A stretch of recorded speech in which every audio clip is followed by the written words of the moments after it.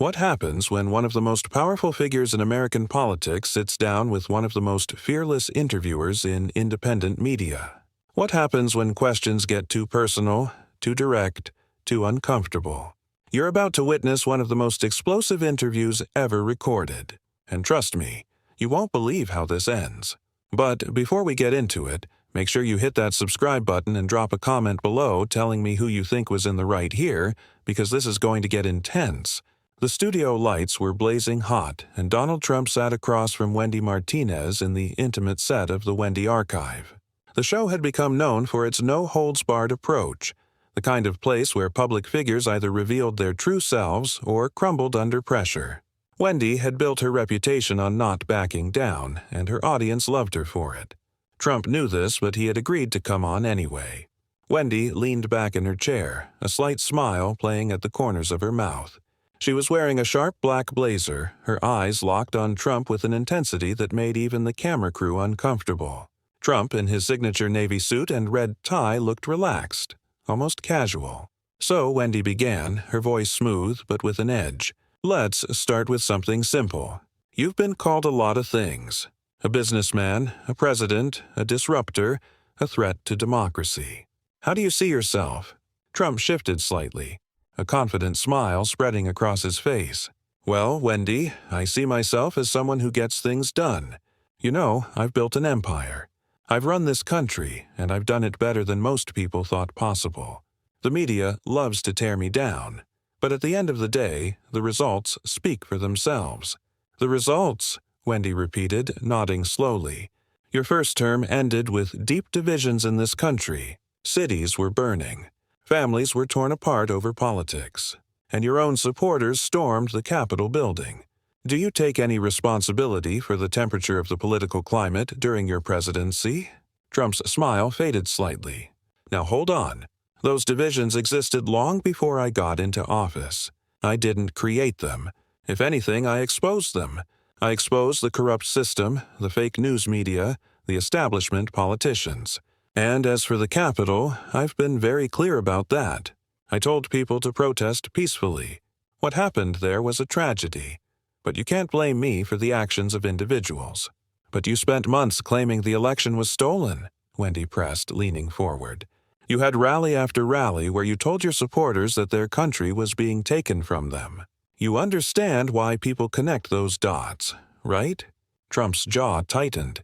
I said what I believed to be true. There were irregularities.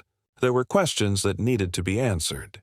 I had every right to challenge those results, and millions of Americans agreed with me. You're doing exactly what the mainstream media does, Wendy.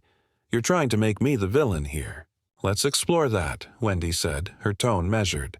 You've made a career out of fighting, out of being combative. Your entire brand is built on conflict. But here's what I'm curious about. When you're alone, when the cameras are off and the crowds are gone, do you ever question whether the fight is worth it? The studio went quiet. Trump stared at Wendy, his expression unreadable. You know what, Wendy? Trump finally said, his voice lower now. That's a very personal question. I don't have regrets. Regrets are for people who didn't give it their all. I gave everything to this country. I sacrificed my businesses, my comfortable life, my privacy. So, no, I don't sit around wondering if I should have been nicer or softer. That's not who I am. But that's not what I asked, Wendy countered. I didn't ask if you regret your decisions. I asked if you ever question them because questioning doesn't mean weakness. It means growth, self-awareness, and from where I'm sitting, it seems like you're someone who's never really allowed himself to be vulnerable, to admit that maybe you don't have all the answers. Trump's eyes narrowed. Oh, so now you're a psychologist. You're going to analyze me? I'm asking you to be honest, Wendy said calmly. Your supporters love you because they think you're authentic. But authenticity also means being willing to show the full picture, not just the strongman persona. Can you do that? I am authentic, Trump shot back, his voice rising. What you see is what you get.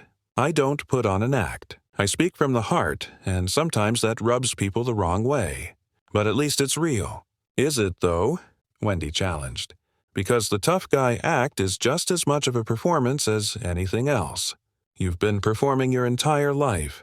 The businessman on The Apprentice, the president at the rallies, the fighter in the courtroom. When do you get to just be Donald Trump, the person, not the brand? Trump leaned forward, pointing a finger at Wendy. You know what your problem is? You think you know me. You think you've got me all figured out. But you don't know me. You don't know what it's like to have the weight of an entire movement on your shoulders. You don't know what it's like to have half the country worship you and the other half despise you. So, don't sit there and tell me about being authentic. You're right, Wendy said, surprising him. I don't know what that's like, but I do know what it's like to ask difficult questions and have people get defensive instead of answering them. And right now, you're getting defensive. Trump sat back, a bitter laugh escaping his lips.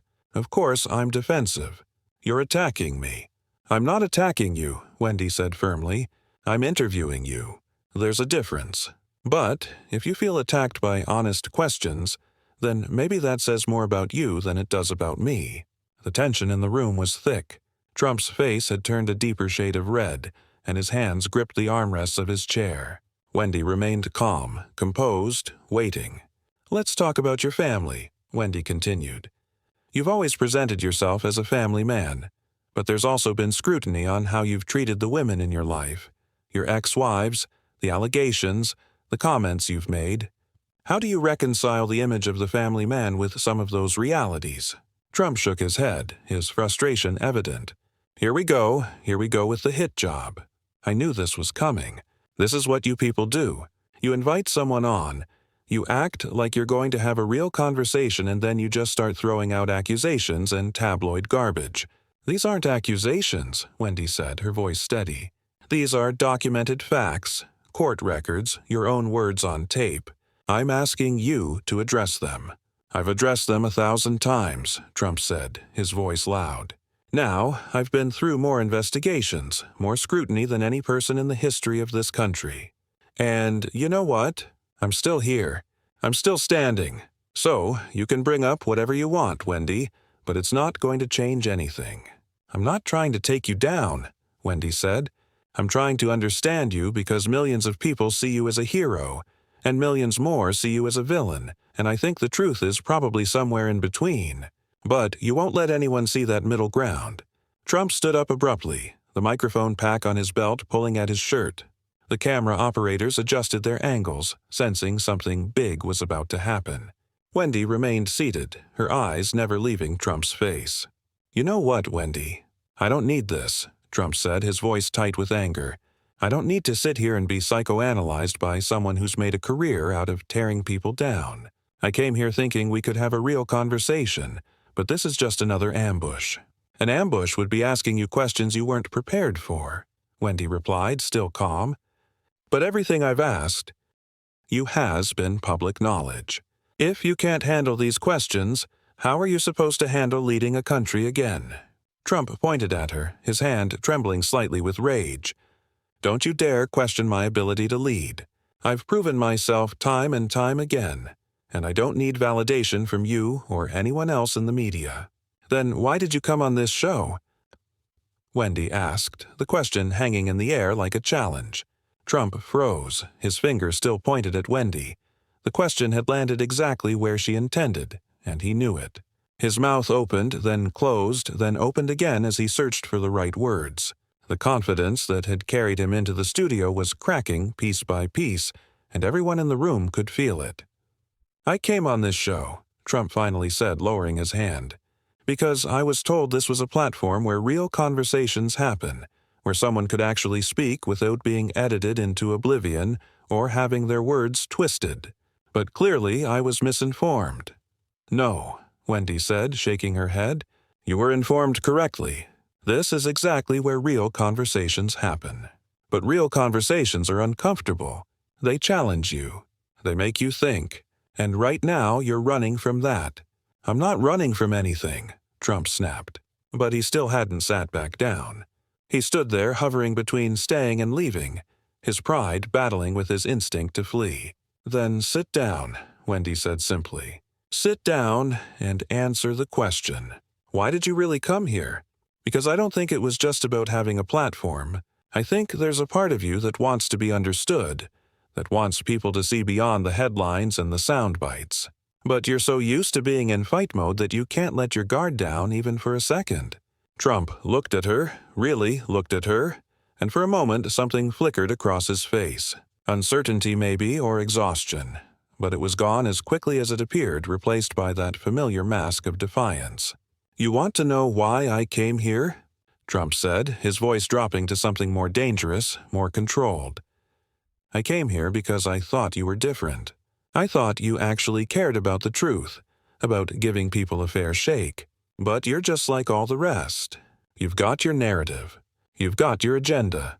And nothing I say is going to change that. My agenda is to get honest answers," Wendy replied.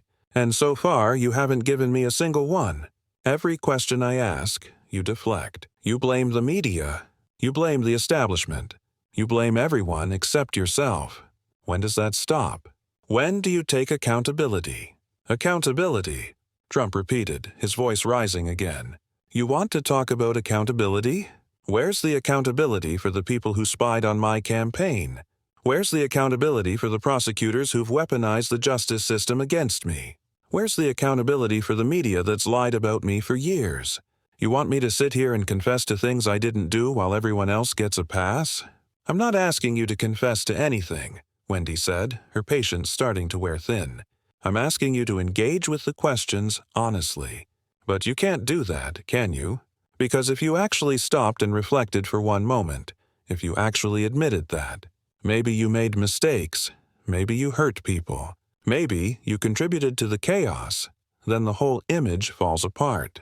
And you can't let that happen." Trump's hands balled into fists at his sides. "You don't know what you're talking about. You sit here in your little studio with your little show, and you think you understand what it takes to lead. You think you understand the pressure, the attacks, the constant battle, but you don't.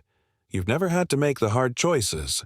You've never had to stand in front of millions of people and make promises you knew would be nearly impossible to keep. So don't lecture me about reflection."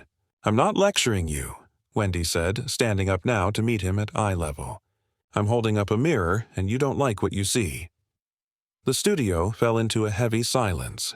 The crew exchanged nervous glances. One of the producers took a step forward, ready to intervene if things escalated further. But Wendy held up a hand, signaling them to stay back. "Let me ask you something else," Wendy said, her voice softer now but no less intense. "Do you ever feel lonely? With all the people around you, all the rallies, all the supporters, do you ever feel like nobody actually knows you? Like they only know the version of you that you let them see?" Trump's jaw worked, his eyes narrowing. "What kind of question is that?" "An honest one," Wendy said. "Because I look at you and I see someone who's surrounded by people but isolated. Someone who's built walls so high that nobody can climb over them. And I wonder if that's exhausting. If maybe deep down, you wish you could just be honest about how hard it all is." "You think you're so smart," Trump muttered, shaking his head. "You think you've got me all figured out with your amateur psychology. But you're wrong. I'm not lonely. I'm not isolated. I have millions of people who believe in me, who support me, who would do anything for me. That's more than most people can say. But do they know you?" Wendy pressed. "Or do they know the persona? Because there's a difference." Trump's face flushed darker. "They know me better than you ever will."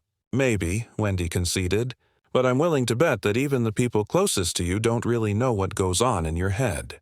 I'm willing to bet you don't let them in either, because letting people in means being vulnerable. And you've convinced yourself that vulnerability is weakness. It is weakness." Trump shot back. "In my world, if you show weakness, people destroy you. They take advantage of you. They use it against you. So yeah, I keep my guard up. That's how I've survived. That's how I've succeeded. But at what cost?" Wendy asked quietly. "You've survived? Sure. You've succeeded in business, in politics, but have you ever just lived? Have you ever let yourself feel things without immediately thinking about how to weaponize those feelings or hide them?" Trump stared at her, his breathing heavy. "You have no right to ask me these things." "I have every right," Wendy said. "You're a public figure. You've put yourself out there. You've asked for people's votes, their trust, their loyalty. That comes with scrutiny. That comes with hard questions. And if you can't handle it, then maybe you shouldn't be in the position you're in. I can handle anything, Trump said through gritted teeth. I've handled things you couldn't even imagine. Then prove it, Wendy challenged. Sit back down. Answer the questions. Show me that you're more than just bluster and bravado. Show me that there's actually substance underneath all the noise. Trump looked at his chair, then back at Wendy. His entire body was tense, coiled like a spring, ready to snap. The decision played out across his face. Pride wearing with something else, something deeper. You know what your problem is, Wendy? Trump said, his voice low and dangerous. You think everyone wants to bare their soul on camera. You think everyone wants to sit here and have some kind of therapy session for your audience's entertainment. But some of us have actual work to do. Some of us have real responsibilities. We don't have time for this self-indulgent nonsense. Self-indulgent. Wendy repeated, a harsh laugh escaping her lips. You're calling self-reflection self-indulgent. That's rich coming from someone who spent decades making everything about himself. Every conversation, every interview, every speech, it all comes back to you. How great you are, how unfairly you've been treated, how nobody understands your genius. If that's not self-indulgent, I don't know what is. Trump's eyes flashed with fury. How dare you? How dare you sit there and disrespect me like that? I've accomplished more than you ever will. I've built buildings with my name on them in cities around the world. I've been the President of the United States. What have you done? Run a podcast? Interview people? That's nothing compared to what I've achieved. There it is, Wendy said, pointing at him. There's the ego. The second someone challenges you, the second someone doesn't bow down and worship at the altar of Trump, you resort to belittling them. You can't help yourself. It's like a reflex. It's not ego, it's fact, Trump insisted. I'm stating facts. You wanted honesty. Well, here's some honesty. You're out of your depth here. You thought you could come at me, try to break me down with your gotcha questions, but it's not going to work. I've dealt with tougher people than you. This isn't about being tough, Wendy said, her voice rising now to match his intensity. This is about being real, and you can't do it. You literally cannot have a genuine conversation without turning it into a competition or a fight. Everything is a battle to you. Everything is about winning and losing. But this isn't a game show. This isn't a rally. This is supposed to be a conversation, and you're failing at it. I'm failing, Trump said, his voice hitting a crescendo. I'm failing. You're the one who's turned this into an interrogation. You're the one who's made this hostile. I came here in good faith, and you've done nothing but attack me from the moment I sat down. I've asked you questions, Wendy corrected. That's literally my job. And the fact that you interpret questions as attacks tells me everything I need to know about how you operate. Anyone who doesn't agree with you, anyone who challenges you, they're the enemy. They're out to get you. It must be exhausting living in that headspace space. Trump pulled at his tie, loosening it slightly. His face was red, sweat beginning to bead on his forehead under the hot lights. You know what? I don't need this. I really don't need this. So, you're going to run? Wendy asked. That's your move. When things get uncomfortable, when someone doesn't play by your rules, you just leave. I'm not running, Trump said, but his body language said otherwise. He was already turning toward the door, his hand reaching for the microphone pack at his belt. You are running, Wendy insisted, following him with her eyes. And everyone watching this is going to see it. They're going to see that when the pressure got real, when someone actually held you accountable, you couldn't take it. Is that the leadership you want to show people? Trump stopped, his hand frozen on the microphone pack. He turned back to face her, and the look in his eyes was pure venom.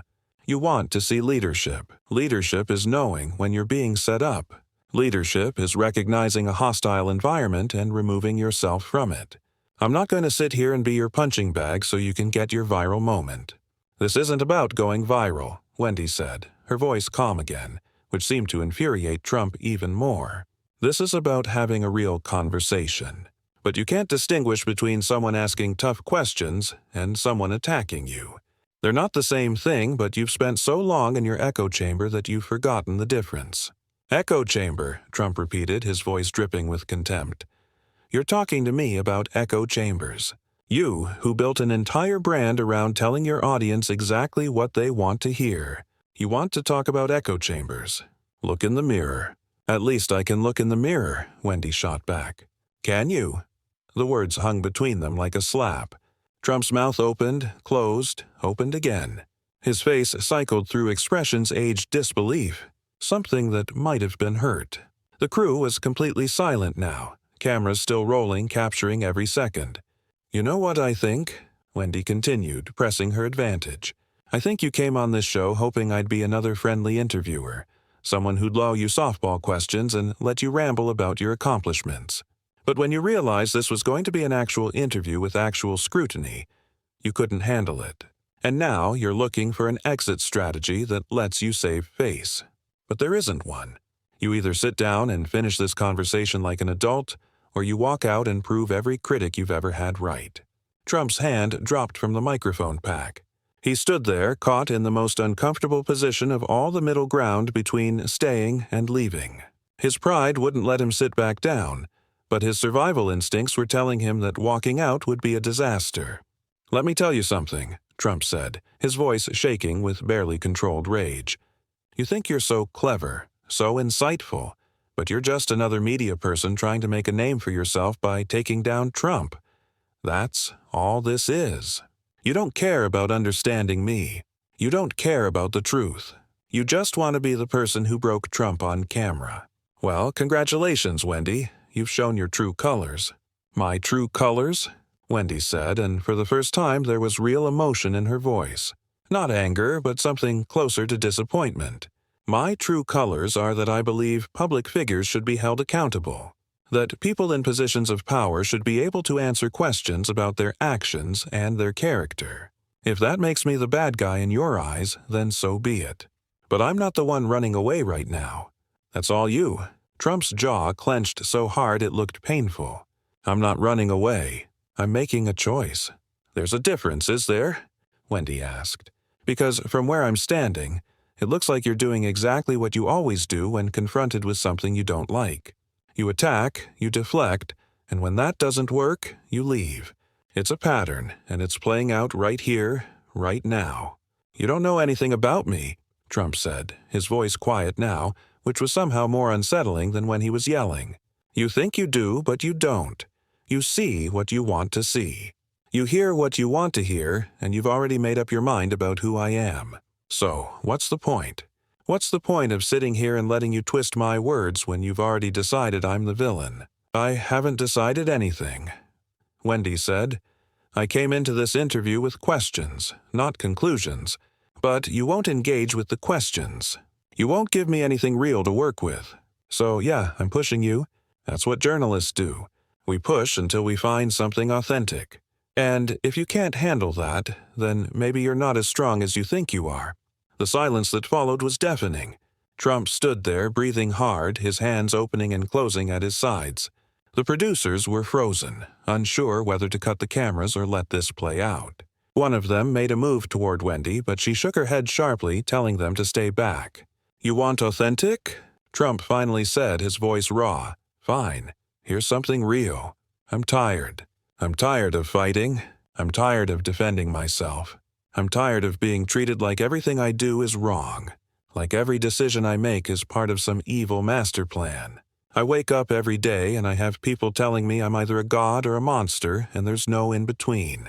There's no room for me to just be a person who tried his best and sometimes got it right and sometimes got it wrong. So you want to know if I question things? Yeah, I question things.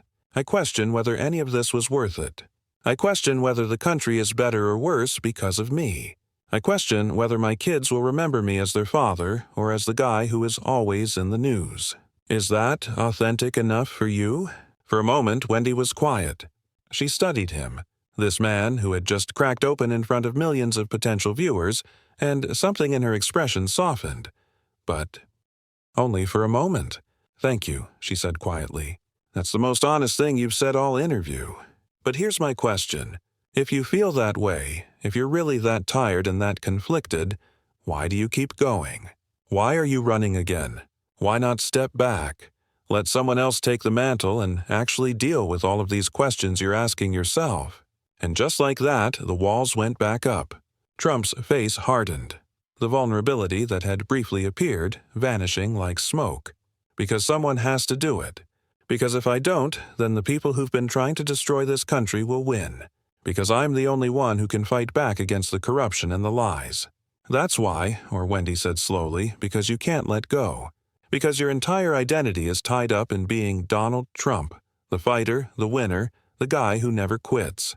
And if you step back, if you actually deal with all those questions, then you have to face the possibility that maybe you're not the hero of this story. Maybe you're just a man who got in over his head and didn't know how to admit it. Trump's face went from red to almost purple. That's it. We're done here.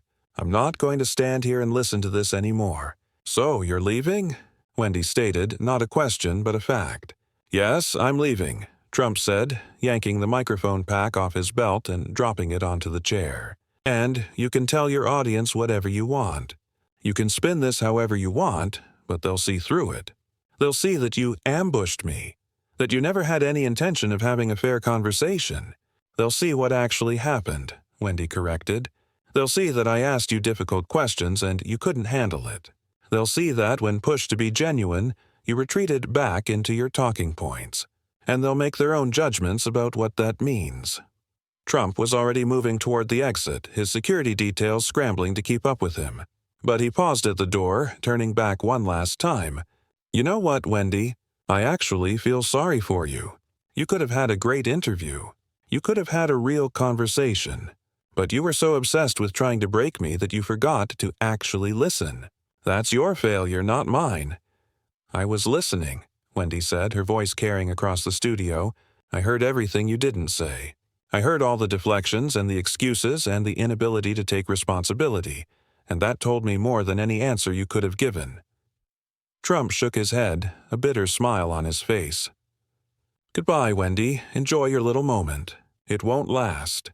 And with that, he was gone. The door slamming behind him with a finality that echoed through the studio. The cameras kept rolling for a few more seconds, capturing Wendy as she stood there, watching the empty doorway, her expression unreadable. Finally, she turned back to the camera, her composure completely intact. Well, she said, her voice steady, I think that speaks for itself. Donald Trump came onto the Wendy archive, promising a real conversation, and when things got real, he walked out. Make of that what you will. She paused, letting the moment breathe. This is the kind of accountability we need to demand from our leaders. Not just when it's convenient, not just when the questions are easy, but especially when things get uncomfortable, because that's when you see who someone really is. Wendy walked back to her chair and sat down, crossing her legs and looking directly into the camera. So, I want to know what you think. Was I too harsh? Should I have gone easier on him? Or do you think this is exactly the kind of interview that public figures need to face? Drop a comment below and let me know. Thanks for watching the Wendy Archive. I'm Wendy Martinez, and I'll see you in the next one. The camera held on her face for a few more seconds before fading to black, the weight of what had just happened settling over everyone in the studio like a heavy blanket.